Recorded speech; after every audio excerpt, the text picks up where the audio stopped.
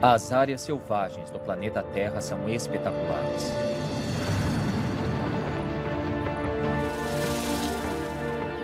Mas uma espécie nunca consta nas imagens. Nós. Sou o Dr. M. Sanjian. Sou cientista e conservacionista. Dediquei os últimos 25 anos da minha vida ao estudo e proteção da vida selvagem, que eu adoro. Calma, amigo.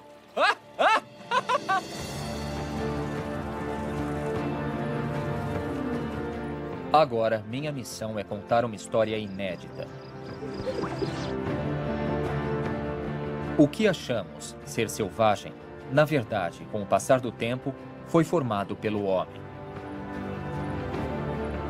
Podemos ser destrutivos. Mudando nossa perspectiva, temos o poder de restaurar a natureza de maneiras surpreendentes.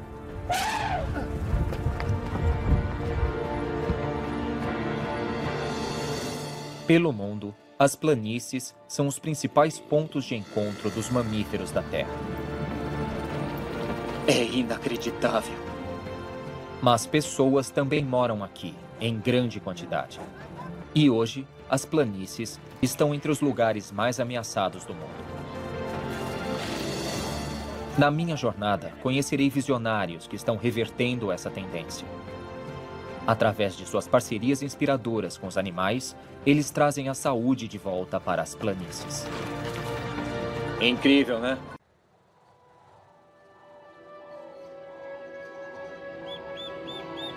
Planícies.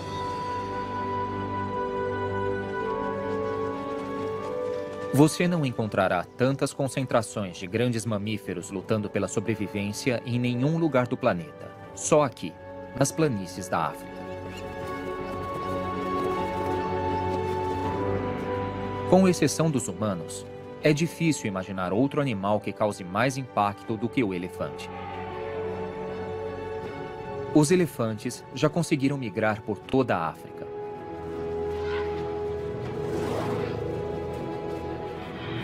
Mas hoje, o desenvolvimento humano acabou com a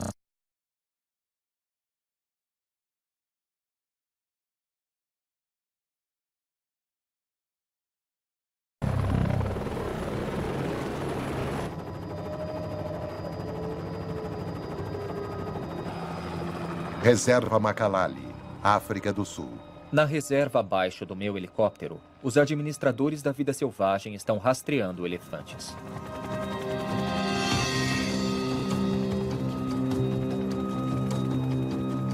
Os elefantes invadiram esta terra. Destruíram propriedades e ameaçam pessoas e outros animais selvagens. Nossa meta é realocá-los antes que seja tarde. Se não conseguirmos chegar até eles e realocá-los em tempo, as autoridades não terão outra escolha senão matá-los. Encontramos um dos invasores. Precisamos tranquilizá-lo. Muito bem, nós já estamos chegando perto. Pode se aproximar e atirar. Tudo bem? Vamos lá, mirando.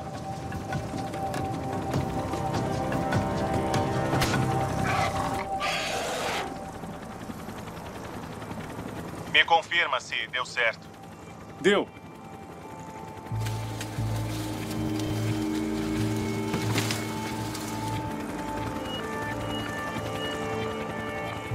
Nos outros lugares da África, o problema enfrentado é a caça aos elefantes.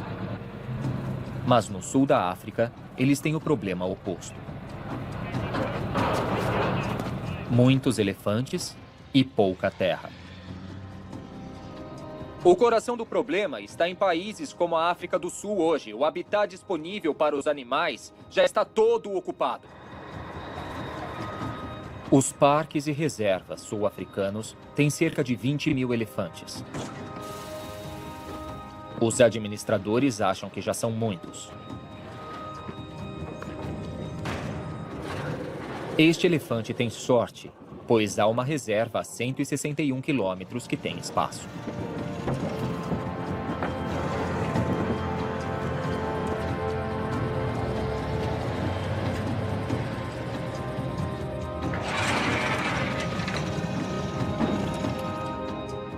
Mas na África do Sul e outros lugares, os administradores precisam tomar medidas mais drásticas, às vezes em nome da preservação.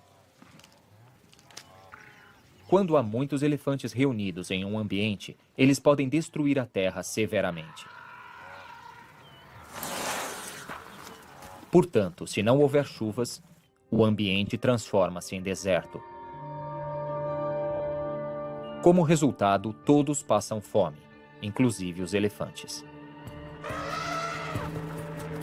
Para que isso não aconteça, os administradores da vida selvagem já tomaram a decisão mais drástica de todas: o abate. No passado, já abatemos centenas de milhares de elefantes em nome do controle. Recentemente, decidimos começar a abater de novo. Vitória Falls, Zimbábue. A prática do abate começou por causa de pesquisas de homens como Alan Savory. Há 50 anos, as recomendações de Alan ajudaram na condução do primeiro abate em massa de 40 mil elefantes no Zimbábue. Desde então, Alan dedica sua vida a uma nova teoria controversa, que pode não só fazer o abate desnecessário, mas também revolucionar a maneira de vida nas planícies. Está viajando com o guarda-costas? Eu os amo mais do que qualquer animal. Os elefantes? Isso. Por que gosta deles mais do que qualquer outro? Porque eu gostava muito dos elefantes quando era jovem. Adorava caçar elefantes, adorava ficar perto deles, adorava estudar os elefantes. No começo da minha carreira, eu decidi me especializar em elefantes porque eu sempre os amei. Você fez parte de um departamento que costumava fazer abate de elefantes? Em grandes números? Isso aconteceu pela minha pesquisa, que era falha. Eu estava errado porque... Você estava errado? Estava, porque me ensinaram que eles causavam danos para as árvores, a grama e tudo mais, e que havia muitos deles. Reduzir o número de animais matando cerca de 40 mil deles não resolveu o problema. As terras continuaram a virar deserto. Reduzir o número de animais piorou a situação, não melhorou nada. Isso fez com que Alan tivesse uma ideia radical, o oposto do que todos acreditam, até mesmo eu. O que estou dizendo é que hoje a solução são mais animais devidamente administrados. Alan baseia sua teoria no fato histórico de que, antigamente, manadas bem maiores dominavam estas planícies. Isso acontecia sem superlotação. Mas como? Alan acredita que tem alguma coisa a ver com a maneira com que os animais se moviam. Assediados por um número maior de predadores, inclusive os humanos, as manadas ficavam juntas, pisando pelo chão como arados gigantes. Alan decidiu testar sua teoria no seu próprio rancho. Primeiro, ele reuniu todas as vacas que encontrou. Então, ao invés de deixá-las andar livremente, ele as fez ficar juntas e fez com que elas se movimentassem o tempo todo. Ele não deixava que ficassem no mesmo pasto por mais de uma semana. Se puser as vacas no pasto, o que vão fazer com a terra? A terra será muito arada, isso quebra a crosta no solo e teremos muito esterco e urina. E qualquer jardineiro sabe que isso faz as plantas crescerem. Se o solo está endurecido e está difícil de penetrar a superfície com alguma ferramenta específica, você coloca gado no ambiente e as plantas crescem. Com os elefantes não é diferente. Eu sei o que quer dizer. Então, quando você tem um solo sólido, endurecido, quase feito de concreto, você coloca as vacas lá por uma semana em grande quantidade para amaciá-lo. Agora entendi. Para mim, os resultados do Alan são espetaculares. Mesmo com a recente seca, ele transformou seu rancho de deserto em um rico gramado. Hoje, a grama segura a água e correntes que estavam secas há décadas estão fluindo novamente. De maneira incrível, Alan já tem mais vacas do que a maioria dos cientistas recomendaria. E ele quer adicionar ainda mais vacas e mais vida selvagem. Agora estamos tentando dobrar o número de animais porque não temos animais suficientes para manter o gramado saudável. Quero colocar 1000 vacas nesse espaço. Com certeza. E se fizer isso, continuar fazendo por alguns anos, e se eu voltar aqui, vou conseguir notar a diferença. Claro, a terra estará ainda mais saudável. E haverá mais vida selvagem. Claro. Isso é tão contra-intuitivo que a minha vontade é sacudir o senhor, sabia disso? Sim. É demais isso. É.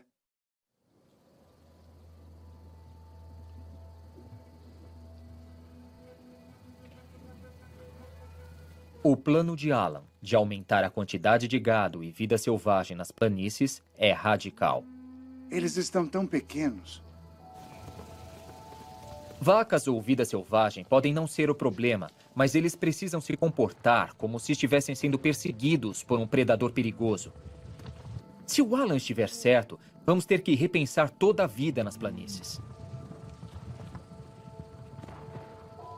Vamos lá, garota. As ideias de Alan já inspiraram pessoas por todo o mundo. Mas há uma pergunta que sempre é feita. Será possível ter grandes números de animais, gramados verdejantes e pessoas, tudo ao mesmo tempo?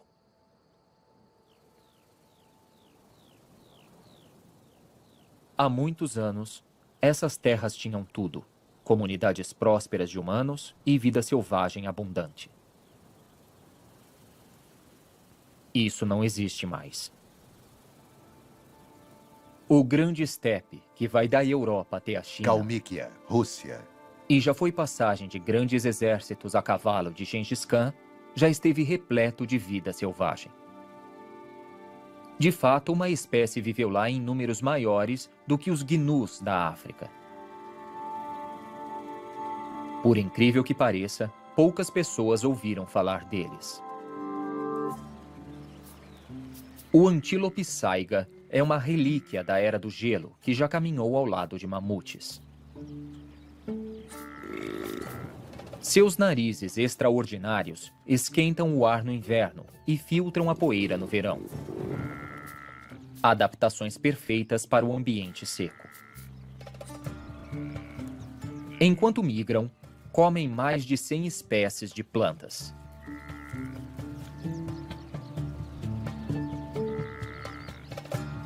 Infelizmente, seus chifres são tão valiosos como a medicina chinesa. E depois da quebra da União Soviética, caça furtiva não policiada reduziu os saigas da região de 2 milhões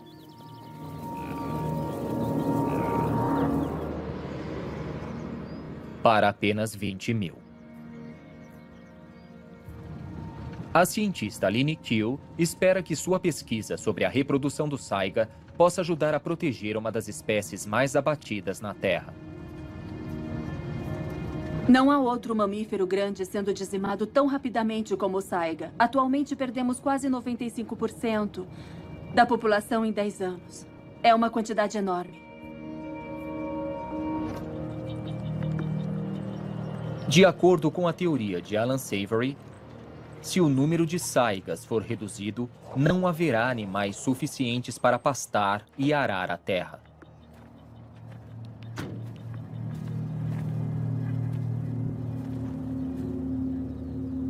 Sem saigas, as pastagens morrerão.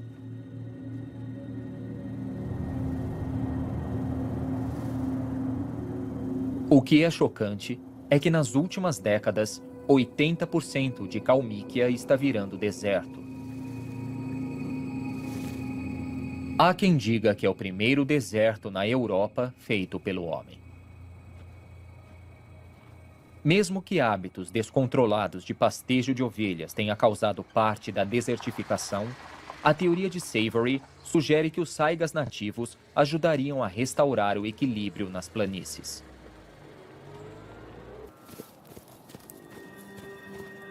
Com os saigas entrando em extinção, cada temporada de acasalamento é crítica.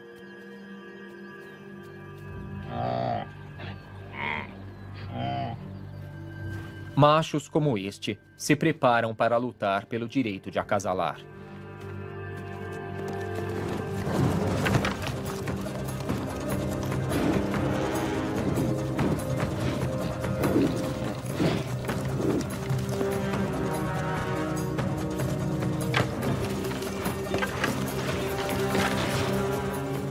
Os machos ficam tão cansados com essa rotina que cerca de 90% deles morre no inverno seguinte.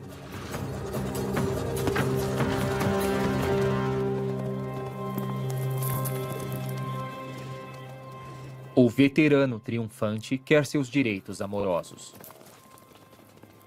Ele não tem uma só escolha, e sim um harém de 50 fêmeas para cuidar. A rotina é o primeiro passo de um processo que pode guardar a chave da recuperação da espécie.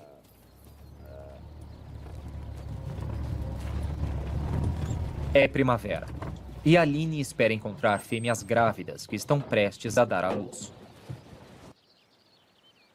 Uma dica para encontrá-las é a própria grama. Onde elas dão à luz, a pastagem é rica.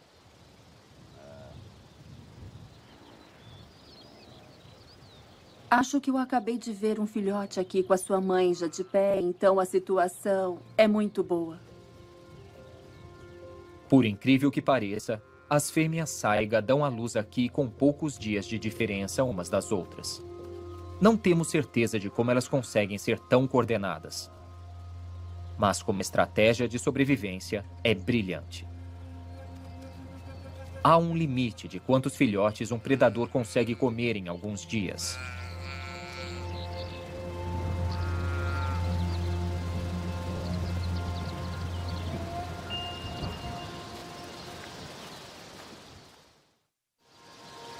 As mães saiga fogem de Aline. Com horas de vida, os bebês não conseguem correr. Calma. Mas tem outra maneira de evitar serem notados. Certo. Parece que nós temos um bebê saiga, ou dois. Vamos nos aproximar por trás. Sem se mexer, seus batimentos diminuem a um nível quase imperceptível.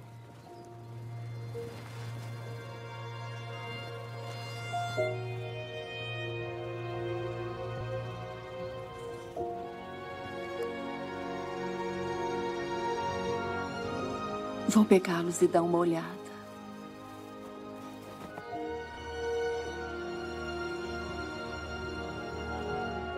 Eles são uma gracinha.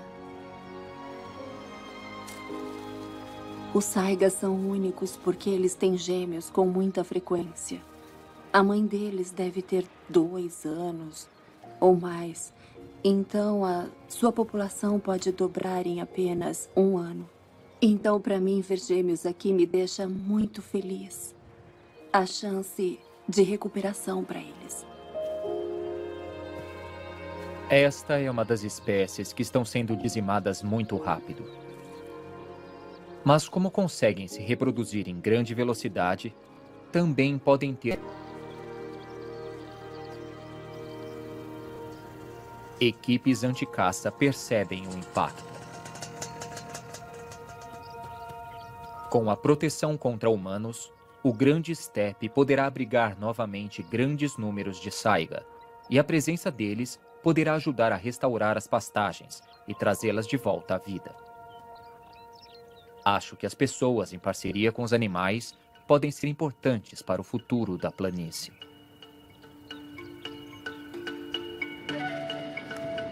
Está pronto? Eu acho que tô sim. Encontrei o maior exemplo disso aqui, no Ártico.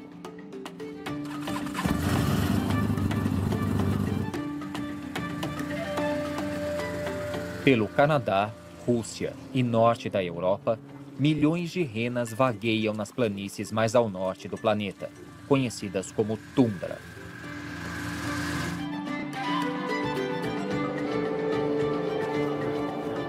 Como saiga, seu pastejo é o que ajuda a manter essa terra saudável e diversa. Mas aqui, na Noruega, cerca de metade das renas já faz grande parceria com os humanos. Kautokeino, Noruega. Por séculos, os Sami vivem ao lado das renas. As renas fornecem comida, roupas e carne.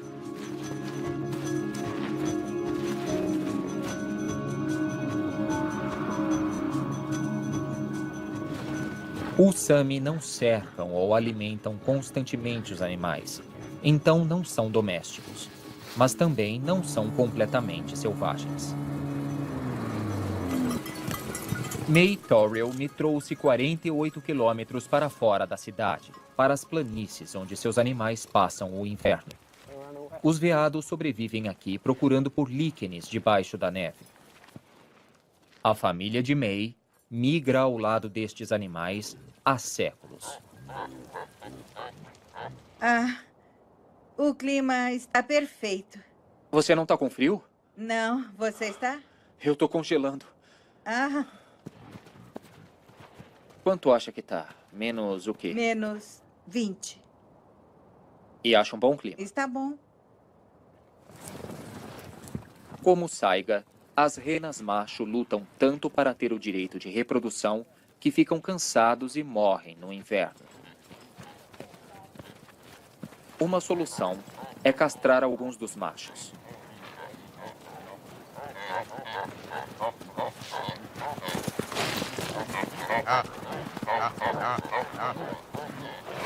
Os Sami dizem que o primeiro criador de rena foi o primeiro a castrar um animal.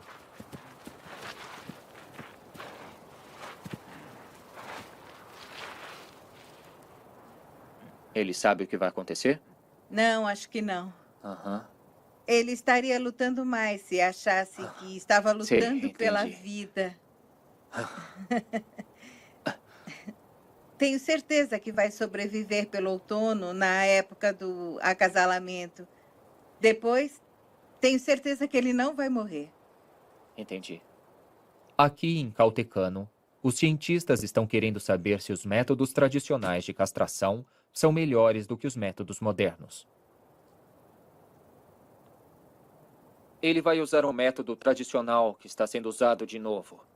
Ele vai semicastrar esse jovem macho caribu, mordendo os testículos dele. Vi parcerias extraordinárias entre humanos e animais. Mas nenhuma foi maior do que os Sami, que ainda usam métodos tradicionais de mordida para castrar suas renas. Está se preparando para isso agora? Nossa. Ele morde e depois ele Aperta. aperta com as mãos.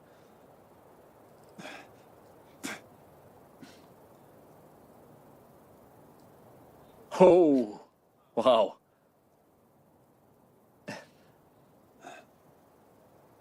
É isso? Sim. Acabou? Você não morde completamente, você só aperta. Isso. Ele pode ir agora? Sim. Tá bom. 1, 2, 3, vai! Ele nunca vai se esquecer desse dia. Não. Quando tomou uma mordida nos testículos. Ferramentas de castração modernas teriam destruído completamente os testículos do animal. Os Sami acreditam que morder seus testículos significa que ele ainda poderá ter um pouco de testosterona, suficiente para manter seu vigor. E ele não vai gastar sua energia brigando ou se acasalando. Ao invés disso, seu foco será em comer e ficar enorme. Isso é muito útil, agora que a mudança climática altera a temperatura e há o aumento de eventos de descongelamento e recongelamento que enterram os líquenes debaixo de uma camada de gelo. A camada de gelo é como uma armadura. Essas renas não conseguem cavar por ela. Só conseguem fazer isso os machos que foram castrados. Os machos castrados conseguem quebrar o gelo, abrir um buraco e deixar que outras renas cheguem na parte verde debaixo dele. Os Sami os chamam de os Cavalheiros da Tundra. Você tem que tentar morder. Quer? Não, esquece. Eu acho que não. Eu não quero machucar uma das suas renas. E se eu morder muito forte? Eu nunca fiz isso na vida e eu nem saberia fazer direito. Meu conselho é o seguinte: aprenda fazendo. Aprender fazendo. Isso.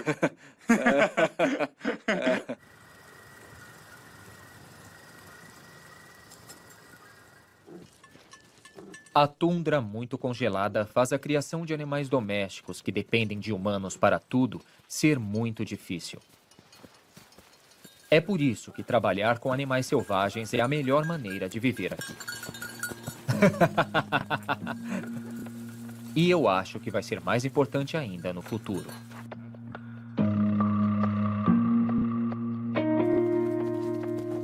As planícies mundiais evoluíram e ficaram repletas de grupos de animais.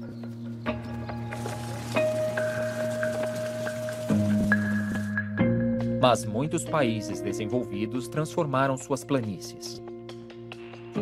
Hoje, a maior parte das planícies norte-americanas não é mais selvagem. Nós transformamos a terra em um vasto ganha-pão que alimenta a nação. Com tanta terra debaixo do arado, o ecossistema selvagem é o mais prejudicado da América do Norte.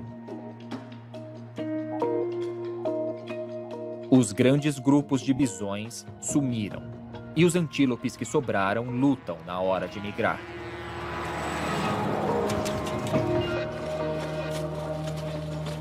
Mas, recentemente, administradores da vida selvagem americanos começaram a fazer experiências, trazendo vida selvagem de volta para as planícies, com resultados bastante surpreendentes.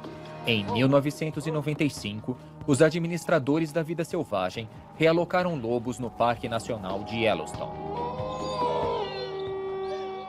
Com um grande predador matando no parque novamente, o medo voltou. E as espécies que são presas, como o alce, começaram a agir diferente.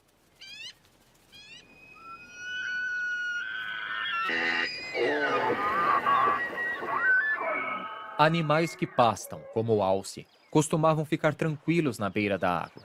Eles comiam árvores e arbustos, como salgueiro, e ficavam nos bancos dos córregos. Mas quando os lobos começaram a fazer emboscadas nas proximidades, os alces tiveram que mudar de tática.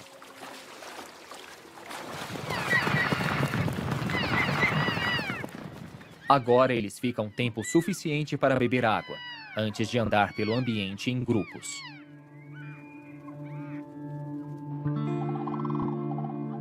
Sem alces em volta, os rios e salgueiros tiveram um tempo de recuperação.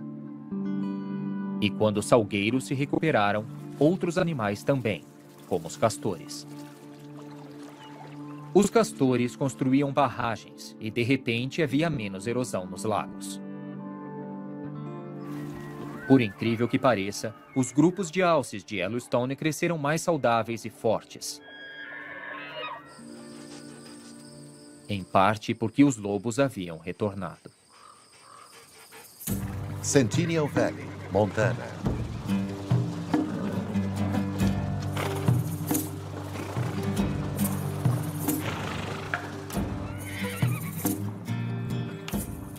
Do lado de fora do parque, muitos fazendeiros temiam que os lobos matariam o gado deles. Brian Owring não era um deles. Brian foi inspirado pelo poder que um predador tem de transformar um ambiente. Quando Brian tomou conta do rancho J. Bar L, ele era estéril e as margens do rio tinham erosão. Então, como Alan Savory na África, ele começou a manter suas vacas agrupadas e se movimentando constantemente. E os resultados foram fenomenais.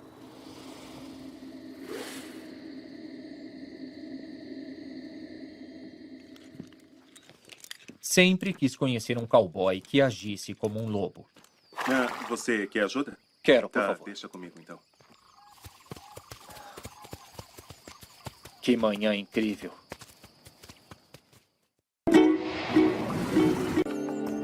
No instante em que cruzamos o rancho de Brian, percebemos que o lugar está diferente. Em um rancho normal, as vacas estão espalhadas por todos os lados. Mas as vacas de Brian não podem ser vistas. Até que as encontramos. Olha ali suas vacas. Mas elas estão num pequeno espaço, mesmo tendo todo esse ambiente para ficar. O que deixá-las apertadas faz com o gramado do lugar? Repara como elas estão andando pelo lugar. São várias unidades de compostagem que estão reciclando a grama no solo. Como uma máquina agrícola gigante. É, isso mesmo, como se fosse... Eu acho que é o equipamento de agricultura mais perfeito da Terra, sabe? Todos os equipamentos em um só, e elas fazem a colheita, semeiam e também fertilizam. Elas também regam. Também regam, tudo de uma vez.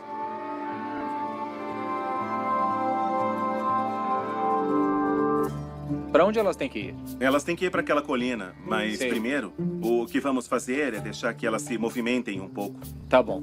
Então vamos. Como conservacionista, eu odeio as vacas. Olha só, elas estão andando. Pois é, elas estão indo pro lugar certo. Mas Brian conseguiu fazer suas vacas preencherem o espaço um dia ocupado por bisões. E Brian faz o papel de lobo. Juntos, eles estão restaurando e trazendo saúde de volta para a terra. E o que me deixou mais surpreso e emocionado foi o que aconteceu com a vida selvagem no rancho de Brian.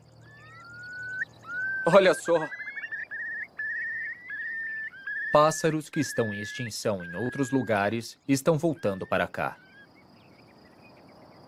Os maçaricos reais não gostam de pousar em grama que seja mais alta do que suas patas. Os mais incríveis desses pássaros são os tetrazes. Eles já foram comuns na pradaria do oeste. Hoje, eles estão quase em extinção.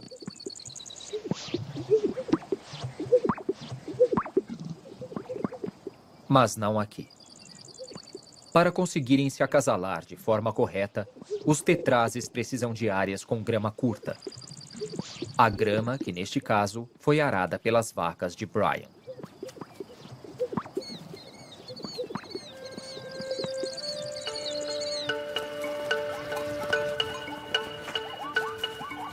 É possível ter ranchos prósperos, que de fato beneficiem a vida selvagem.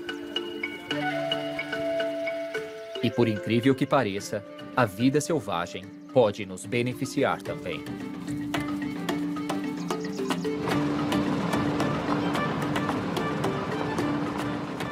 Posso constatar isso se voltar para onde minha jornada começou.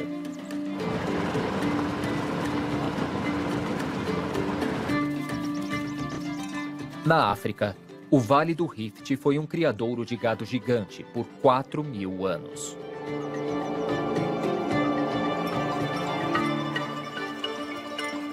Naquela época, povos como os Maasai viviam muito próximos de alguns dos maiores predadores da Terra.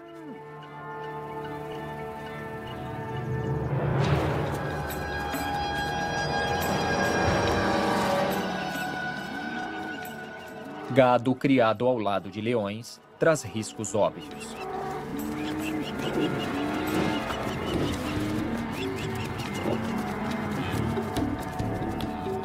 Esta vaca sabe que não pode dar as costas para o leão.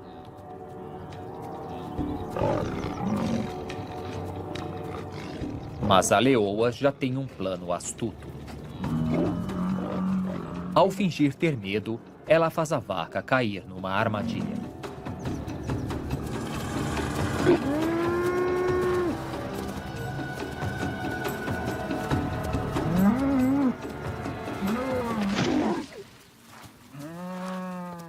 Para os Maasai, todas as vacas são investimentos preciosos.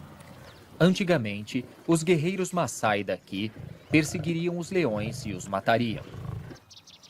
Mas novas ideias geniais estão deixando a cultura antiga de lado.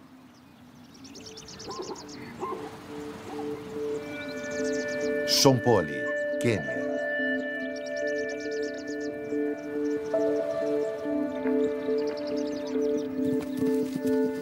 Os Maasai de Shonpoli estão criando novas maneiras de salvar os leões. Parece que toda a vida selvagem daqui, até os leões, estão vivendo melhor do que em qualquer parque nacional.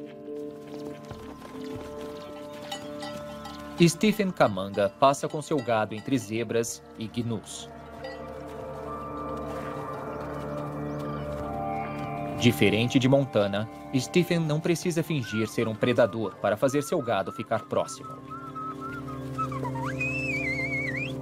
Bom, no ano passado, em setembro, eu perdi uma das minhas vacas no matagal. Ela foi comida pelos leões.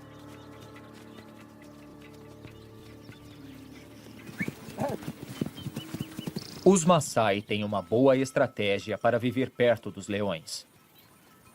Todas as noites, depois de pastarem, Stephen coloca todo o seu gado para dentro de uma fortaleza circular, criada com arbustos espinhosos, chamada de boma. É incrível, né? As bomas podem ser construídas em poucos dias, o que as faz a casa perfeita para animais nômades, na busca constante pela melhor grama. E Stephen não fica tranquilo até que todas as vacas estejam lá dentro e a porta seja fechada.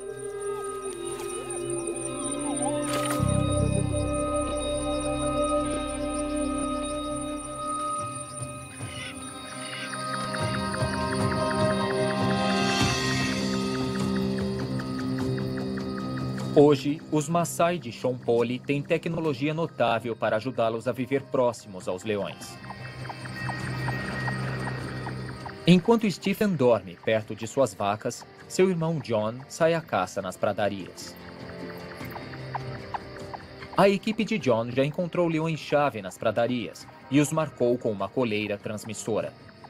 GPS e radiotelemetria dão a John uma boa ideia de onde os leões estão. E aí, estão perto? É, eles estão bem perto. Uns 150 metros de nós. Para lá? Para lá? Para lá.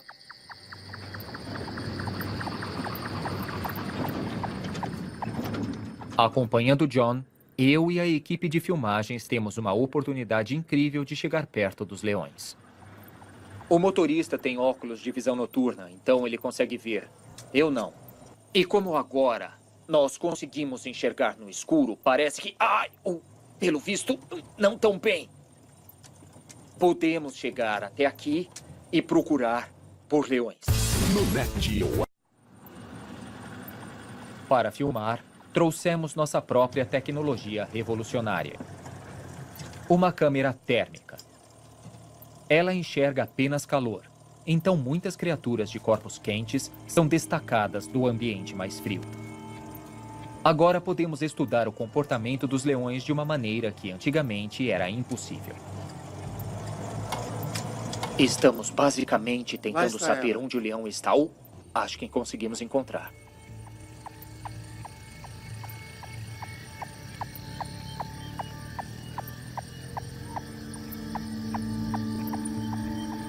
Só tem aquele ali ou tem mais algum leão?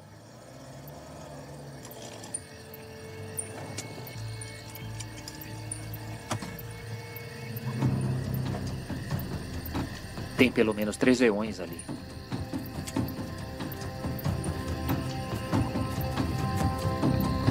Eu não consigo ver nada que está lá.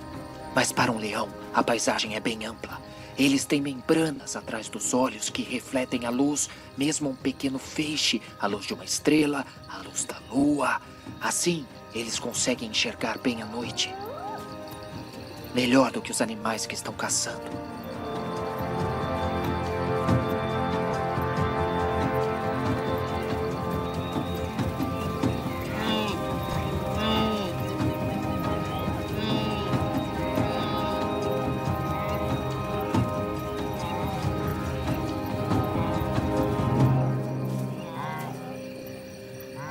Isso é inacreditável. É inacreditável. É interessante ver como essas pastagens funcionam. Os leões mantêm os grupos reunidos e em constante movimento. Os herbívoros nunca têm a chance de comer demais. E eles movem seus cascos arando o solo. Stephen e John agradecem os leões. Eles controlam os grupos selvagens assim. Agora, com a nova tecnologia, podem manter suas vacas seguras. Descobrimos no ano passado que os leões estavam provavelmente a 200 metros de distância das vacas. E conseguimos resolver a situação porque conseguimos chamar rapidamente os criadores e eles removeram os animais.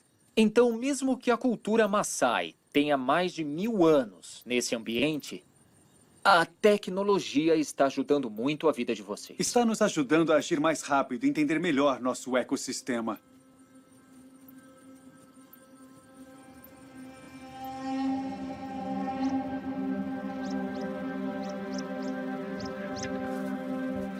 Os leões ajudam os Maasai de Shonpoli a melhorar as pastagens. Os leões também geram renda, vinda de turistas como eu, que pagam para vê-los. Os resultados são incríveis. Há 10 anos havia só 10 leões aqui. Agora, há 64. E outros nascem todos os anos. Desde que os Maasai continuem fazendo o que fazem, acredito que os filhotes têm um futuro brilhante. Mas para mim, a grande revelação não vem dos leões. Vem do papel interpretado aqui pela espécie mais dominante dessas planícies, nós.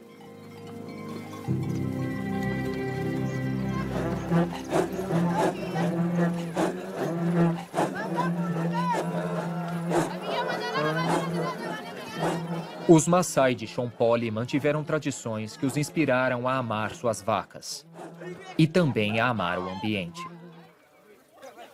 Mas eles tiveram a coragem de mudar algumas tradições para proteger a vida selvagem.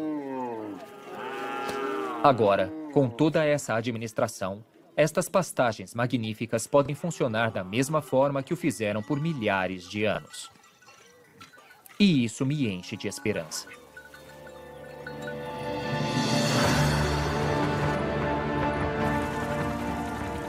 Eu tive sorte de conhecer alguns dos pioneiros de uma forma nova de entendimento das maiores planícies do mundo. Estes são os arquitetos da nova vida selvagem. Eles fazem o melhor, porque aprenderam a formar parcerias únicas com alguns dos animais mais incríveis da Terra.